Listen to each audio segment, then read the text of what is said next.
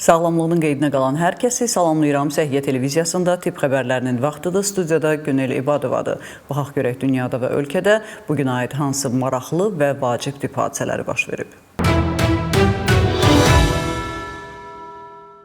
Türk dünya dövlətlərinə üzv olan ölkələrin səhiyyə nazirlərinin görüşləri davam edir. Baxaq görək növbəti görüşdə hansı məsələlər müzakirə edilib.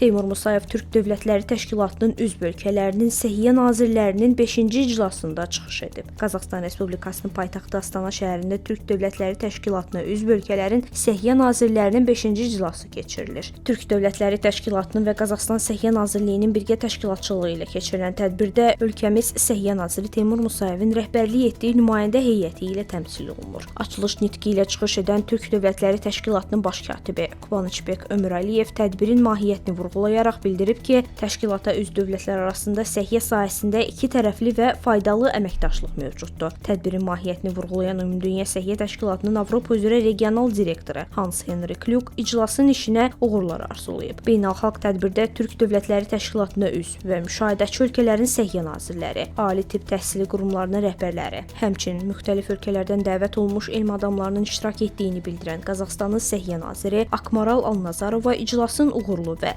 səmərəli olacağına əminliyini ifadə edib. İclasda çıxış edən Azərbaycanın Səhiyyə naziri Teymur Musayev Türk Dövlətləri Təşkilatının qısa müddətdə üzv və müşahidəçi ölkələr arasında münasibətlərin regional əməkdaşlığın dərinləşməsində mühüm rol oynadığını bildirib. Nazir bu ilki iclasda Türk Dövlətləri Təşkilatının üzv və müşahidəçi ölkələrinin vahid tibb elmi məkanının yaradılması, birgə elmi tədqiqatların aparılması, vahid tibb təhsili standartlarının müəyyənləşdirilməsi, habelə davamlı tibbi təhsilin təmin edilməsi sayəsində birgə fəaliyyətin prioritet istiqamətlərindən biri olduğunu vurğulayıb. Həmçinin Teymur Musayev qeyd edib ki, səhiyyədə informasiya-kommunikasiya texnologiyalarının sürətli tətbiqi təşkilat çərçivəsində vahid elektron səhiyyə standartlarının hazırlanmasını mümkün edir. Türk Dövlətləri Təşkilatına üzv və müşahidəçi ölkələrinin səhiyyə nazirlərinin 5-ci iclasında yekun sənəd, birgə bəyannamə qəbul edilib. Sənədə əsasən təşkilatın səhiyyə nazirlərinin növbəti görüşünün Qırğızstanda keçirilməsi qərarı alınıb.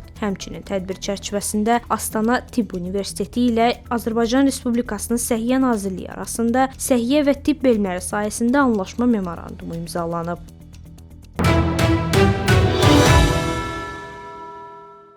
Ölkəmizdə su çiçəyi ilə bağlı yeni statistika açıqlanıb, detalları izləyək. Su çiçəyi və qızılcaya yoluxma ilə bağlı son vəziyyət açıqlanıb. Ötən ilin müvafiq dövrü ilə müqayisədə su çiçəyi və qızılca xəstəliyinin sayında azalma müşahidə olunur. Bu barədə Respublika Gigiyena və Epidemiologiya Mərkəzindən məlumat verilib. Bildirilib ki, 2024-cü ilin mart ayından başlayaraq Respublika ərazisində qızılca xəstəliyi tək-tək hallarda qeydə alınır. Qızılca xəstəliyinə qarşı müalicə profilaktika müəssisələri tərəfindən planlı peyvənd işləri davam etdirilir deyə məlumatda qeyd edilib.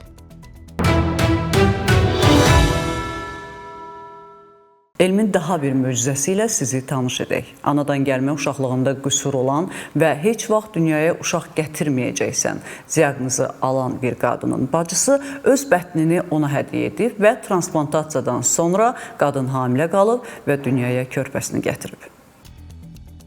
Dünyada ilk dəfə uşaqlıq transplantasiyasından sonra qadın ana olub. Elmin bu inanılmaz möcüzəsi İngiltərədə baş verib. Körpənin anası 36 yaşlı Grace Davidson anadan gəlmə uşaqlıq qüsuru ilə doğulub. Bacısı isə analıq hissini Grace-də yaşasın deyə öz bətnini bağışlayıb. Grace yeni doğulan körpəsinə fədakar bacısının şərəfinə Amy adını verib.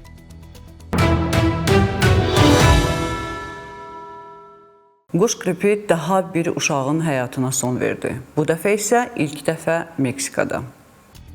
3 yaşlı qız quş qripinə yoluxaraq ölüb. Meksika səhiyyə orqanları bildirib ki, bu ölkədə quş qripi ilə bağlı təsdiqlənmiş ilk hadisədir. Qızın virusa necə yoluxması isə hələ də məlum deyil. Səhiyyə Nazirliyi bildirib ki, infeksiya tənəffüs orqanlarında fəsadlara səbəb olub və pasiyent dərhal xəstəxanaya yerləşdirilib. Qeyd edək ki, A tipli qrip virusu Amerika Birləşmiş Ştatında heyvanlar və bəzi insanlar arasında yayılır. Bu da virusun mutasiya edərək insanlar arasında daha asan ötürülə biləcəyi ilə bağlı narahatlıqlar yaradıb. Ümumdünya Səhiyyə Təşkilatının məlumatına görə isə son bir il ərzində Amerika Birləşmiş Ştatında 70 yoluxma halı qeydə alınıb. Beynəlxalq alimlər qrupu toplanıb və 2050-ci ildə hansı ölkələrdə daha çox şəkər xəstəsi olacaq onu müəyyən ediblər. Qeyd edim ki, siyahıda Çin və Hindistan öndədir. İkinci tip diabetin sürətlə artmasının qarşısını almaqla bağlı təcili tədbirlər görülməsə, 2050-ci ilə qədər diabetdən ölümlərin və əlillərin artması hansı ölkələrin payına düşəcəyi müəyyən olunub. Bu qlobal araşdırmanın nəticələri Scientific Reports jurnalında dərc edilib. Elm adamları bütün dünyada, eləcə də Hindistan, Çin və Amerika Birləşmiş Ştatında şəkərli diabet ilə bağlı tendensiyalar qiymətləndirib. Qeyd edək ki, ən yüksək ölüm nisbətləri olan ölkələr Hindistan, ikincisi isə Çin. Bu da qlobal səhiyyə agentliklərinin bu ölkələrə daha çox diqqət yetirməsinə ehtiyac olduğunu vurğulayır. Əhalinin artması və qocalması diabetin yükünü şərtləndirən əsas amillərdir deyə araşdırma nəticələrində vurğulanıb.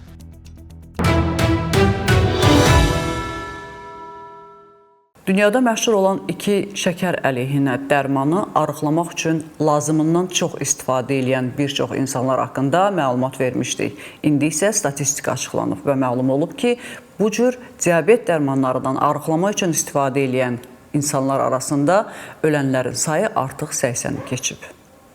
Arıqlama və şəkərli diabetin müalicəsi üçün istifadə olunan populyar Ozempic və Tirzepatid preparatları ilə bağlı 80-dən çox ölüm halı qeydə alınıb. Hadisə Böyük Britaniyada baş verib. Təcili tibbi yardım cəmiyyəti Ozempic və Tirzepatid kimi dərmanların, eləcə də digər arıqlama dərmanlarının satışına daha sərt nəzarət etməyi tövsiyə edib. Xatırladaq ki, ötən il Cənubi Danimarka Universitetinin alimləri Ozempic istifadə edən ikinci tip şəkərli diabet xəstələrinin görmə itkisi riskinin xeyli artdığını aşkar edib. Bugün olan səhiyyə xəbərlərimiz bu qədər. Dünyada və ölkədə baş verən ən vacib tibb hadisələrini bizdən izləyin. Unutmayın, bilmək hər zaman bir addım öndə olmaq deməkdir. Özünüzü və doğmalarınızı qoruyun. Sağ olun, salamat qalın.